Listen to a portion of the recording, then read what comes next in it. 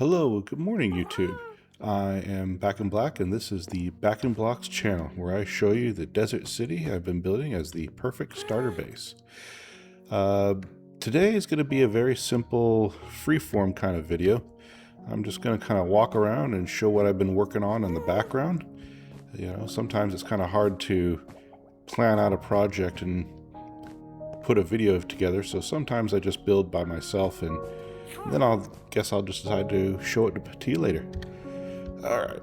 I'm going to kind of start off with just kind of touring the grounds a little bit.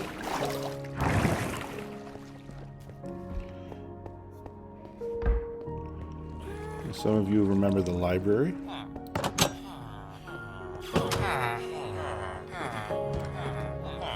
Definitely a very aesthetically pleasing space.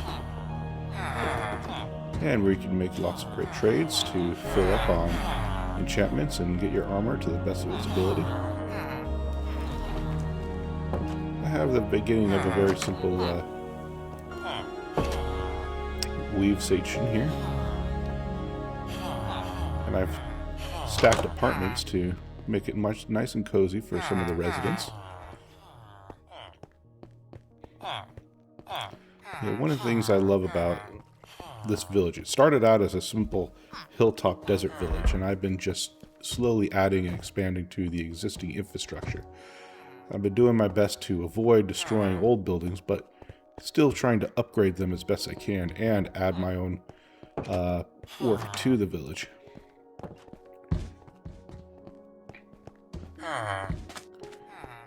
These are original buildings. That's new. These are new buildings. Hey buddy, what are you doing up there? Original buildings.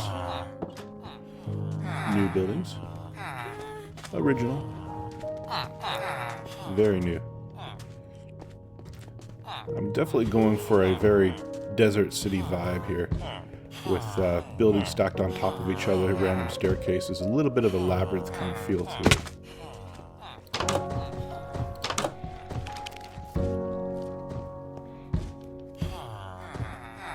So not making the residencies too dense.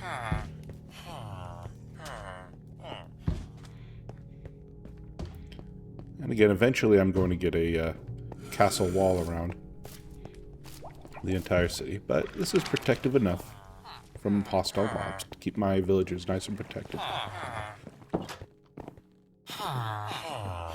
Shall we do a few Fletcher trades? I think we shall.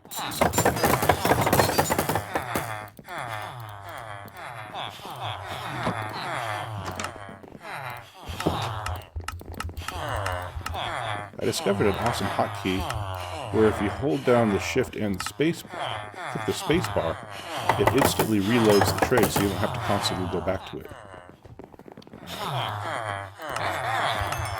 And it works just the same when you're actually trading.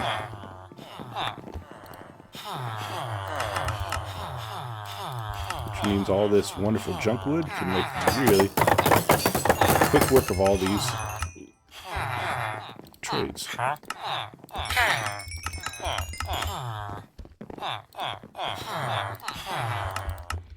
And since I have an awesome bamboo farm, I can trade all day. Alright, that's good. I might have mentioned before that I had removed all the farms. Well, at some point I added them back. I figured out what was causing the glitches, where my population would explode exponentially.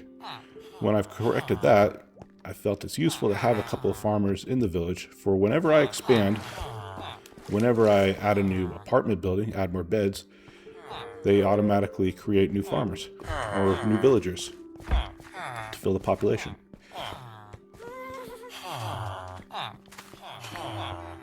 So I noticed that a lot of people on YouTube, they will create farm breeders and transport them with mine carts and some tedious things like that. And it's like, why not just use the mechanics of the village to your advantage? And it actually makes less work. Hey, buddy.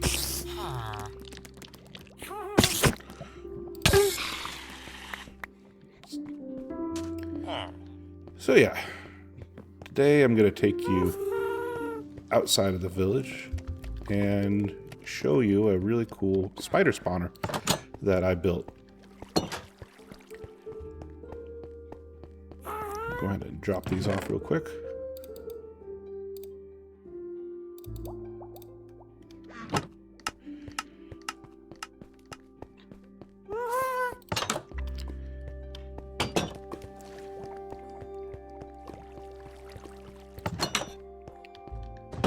So now we are going over to the cherry tree groves.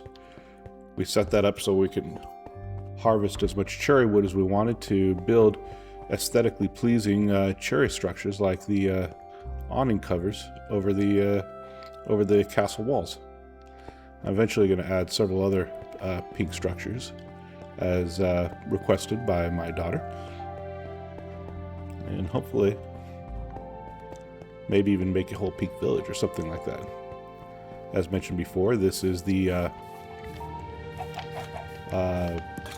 Cherry Grove base, where we collect all of our cherry wood and any other kind of resources that we just want to kind of consolidate here. Upstairs is the bedroom, a little bunk bed.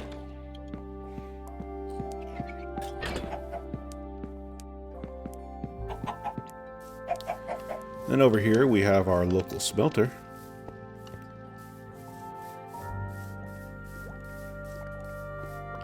It's set up similar to the one in the main base. Lots of lava. Got levers to be able to extract your XP, which will quickly repair all your mending tools. And this is something interesting I figured out. When using a hopper system to distribute your ores, you can actually put it in an infinite loop. So that way, if you have ore that's pushed all the way to the end and just stopped there, it won't just pack up on this single one. It will just keep on going around and around until it finds an opening to fill into one of the smelters below. And that provides even distribution of your ore without having to use a minecart setup. And of course, all that smelting technology is not very useful unless you have a mine nearby. Well, actually I have a cave. And so we're going to explore the cave really quick here.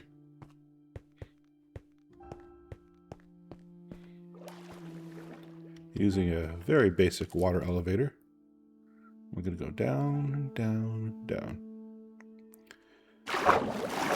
Now, one thing I found is that these dripstone caves can be pretty hard to navigate, but once you build some pathways like this one right here, it gets pretty easy to move around, especially if you found something that you want to constantly go back to.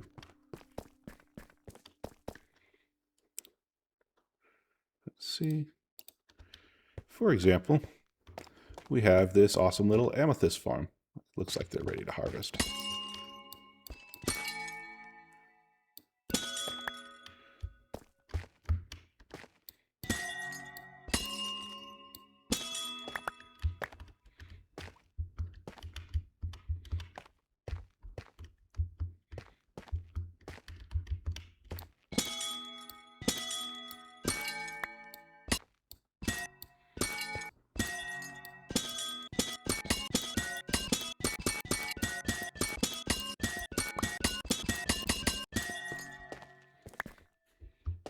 Alright, that's the last of them.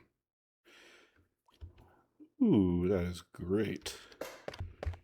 And as I said, setting up a path by simply carving out the side of the walls is an excellent way to make sure that you can maneuver quickly to the areas that you want to go to regularly. It doesn't require a lot of materials. In fact, it just requires deleting material. And then, of course, you get all these wonderful different stone types and ores to put in your storage later.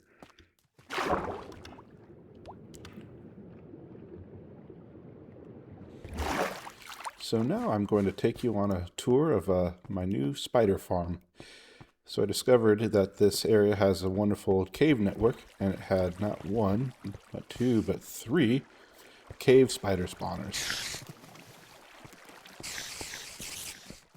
I've done the typical thing where you carved out the blocks around it, 4 in every direction, and dropped it down and create a waterway to collect the spiders.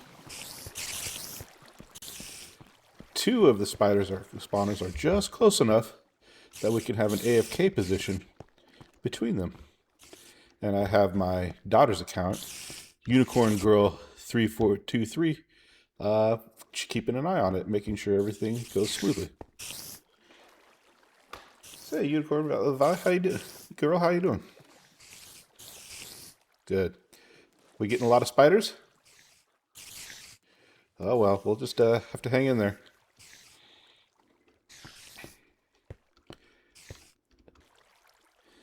I set this farm up specifically just for capturing the drops from these spiders. I didn't really want to do any kind of XP semi-automatic system. I just wanted the goods.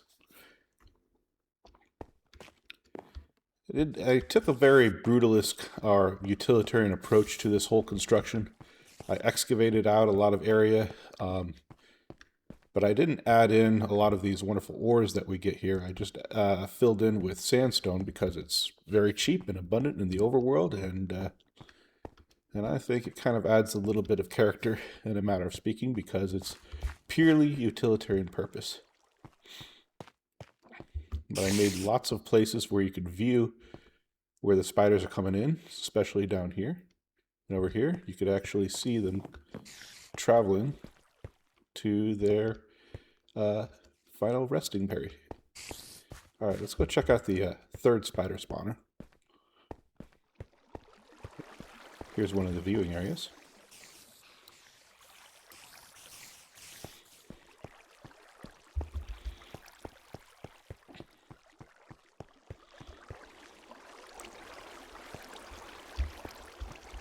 This one is too far out of the range, so I need to hop over here and do a little AFKing to make this one active too.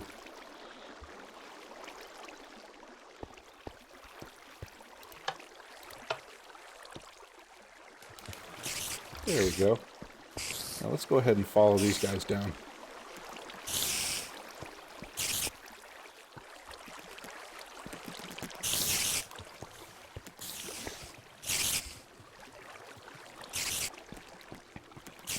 One thing I love about building farms is making sure that there's sort of a human scale to it, like having viewing areas and the ability to maneuver around.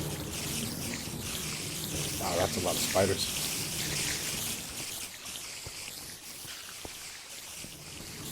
You know, because maybe you need to do maintenance or you want to change the design up. So I got stairs, ladders, scaffolding, walkways, all throughout, just to make it a little bit more user-friendly.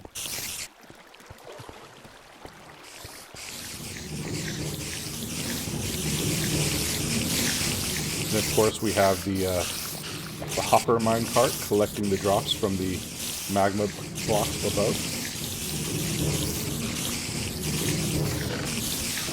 And then depositing them over here.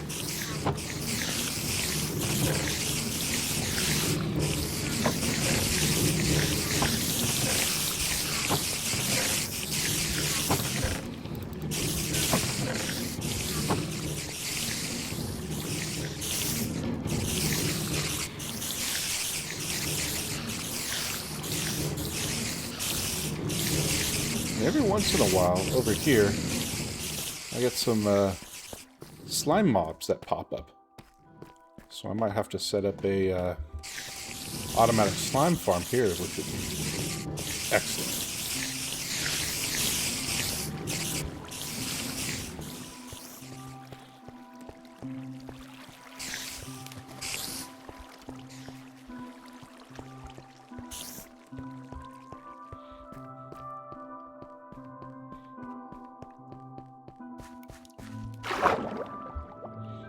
I will note that I had to re-edit this scene and cut in from a previous position, and that's why you're going to see a difference in the type of loot that I'm carrying.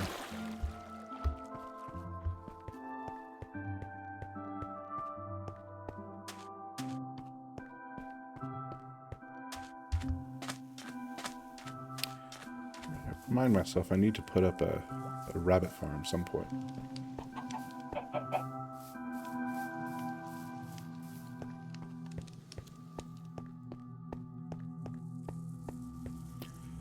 Ah, yes, the city nightlife. Very beautiful.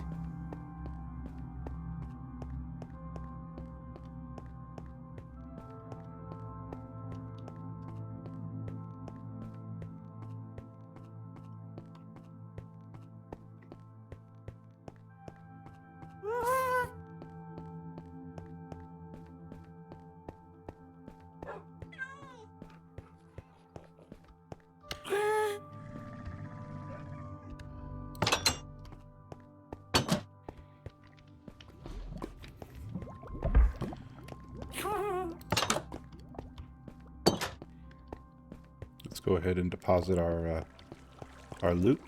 I think I do want to build some sort of material collection system that can bring ores and drops from the cherry tree base back to the main base.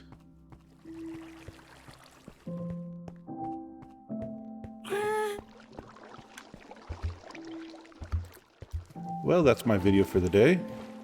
I'm going to go ahead and relax over here in the pool. If you like my video, please like, subscribe, comment. I really want to grow this channel, and all your views really helps motivate me to create better content. All right, bye for now. Have a wonderful day.